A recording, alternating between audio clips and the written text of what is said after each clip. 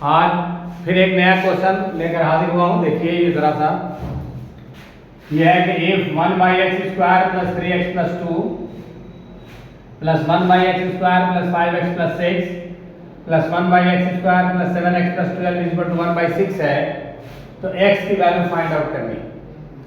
ये डिनोमिनेटर की शक्ल में 3 क्वाड्रेटिक फंक्शन दिया हुआ है। इसको कैसे सोल्व करेंगे? तो हमारा क्वेश्चन है 1/x² + 3x + 2 + 1/x² + 5x + 6 + 1/x² + 7x + 12। अब इसको हम लोग सभी को फैक्टराइज कर लेंगे, क्योंकि एलसीएम लेंगे तो बहुत बड़ा जो है एक्सप्रेशन आएगा, जिसको सिंप्लीफाई करना बड़ा मुश्किल हो जाएगा। तो इसको हम लोग फैक्टराइज करते हैं। फैक्टराइज करेंगे तो देखिए क्या होगा, 1/x² + x +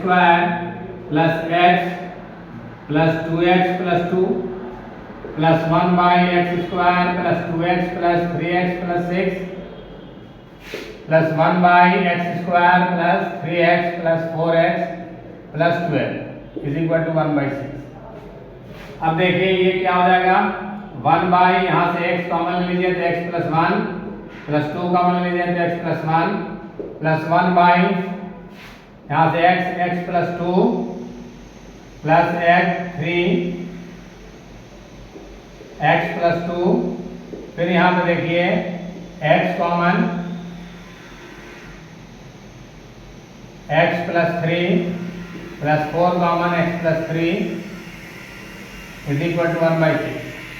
अब यहाँ से देखिए क्या होगा आपका, 1/x + 1 × x + 2 1/x + 2 × x + 3 + 1/x + 3 × x + 4 = 1/6। देखिए आप फैक्टराइज हो गए। अब यहाँ से हम पार्शियल फ्रैक्शन से इसको अलग अलग करते हैं। ट्रिक ये है कि अगर इन दोनों का फैक्टर का डिफरेंस 1 है तो कुछ नहीं करना, अगर 1 डिफरेंस है तो कोई बड़ी बात नहीं है, ये 1/x + 1 - 1/x + 2 लिख सकते हैं। अगर यहाँ मान लीजिए x + 1 x + 3 होता है तो यहाँ /1/2 लिख देते हैं, दोनों का डिफरेंस 1 करके आप फिर ये लिख देंगे। तो ये ट्रिक है, वैसे पार्शियल फ्रैक्शन से सोल्व करेंगे तो भी हो सकता है। ये 1/x + 2 - 1/x + 3। अब देखिए यहाँ पर जो हम तोड़ रहे हैं इसको फिर आप सिंप्लीफाई करेंगे तो आप ला सकते हैं। देखिए क्या होगा, ये x + 2 यहाँ जाएगा, -x - 1 तो x कैंसिल और 2 - 1 बना ले। तो यहाँ पे डिफरेंस जैसे x + 4 है, x + 9 है, तो ये 1/5 1/x + 4 - 1/x + 9 लिख सकते हैं पहले इस तरह से। अब देखिए इसमें क्या होता है, ये आपका कैंसिल हो जाता है, ठीक है। अब ये देखिए 1/x + 1 - 1/x + 4 = 1/6।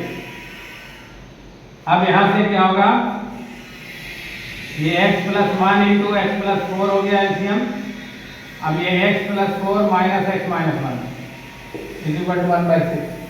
तो ये क्या हो गया, x से x कैंसिल, यहाँ 3 आ गया, 3 यहाँ आ जाएगा, ये यहाँ आ जाएगा, क्रॉस फंक्शन भी करते हैं साथ में, तो ये हो जाएगा x² + 1x + 4x + 4 = 6 3 जा 18।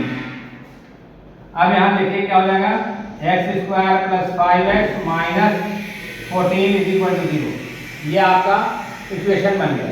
अब यहाँ से देखिए क्या हो जाता है, ये आपको हो जाएगा, आपको x² प्लस, इसको फैक्टराइज करते हैं तो 7x - 2x - 14 = 0। अब यहाँ से x common, x + 7 - 2 common, x + 7 = 0, तो x + 7 और x - 2 = 0। तो इससे आपका वैल्यू क्या निकलेगा, x = -7, यानी x + 7 = 0 करके भी लिख सकते हैं, है ना, और x - 2 = 0 भी करके लिख सकते हैं, यानी x = -7 और x = 2। तो ये आपका कंप्लीट आंसर हो गया।